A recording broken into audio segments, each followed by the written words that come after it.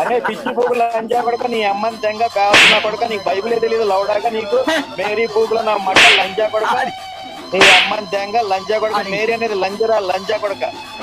కావాల్సిన కొడక నీకు బైబిల్ తెలియదు నా మడ్డ తెలియదు లౌడా తీసుకొని దౌడ మీద కొడతావు లంజా కొడక మేరీ పూకుల నా మడ్డ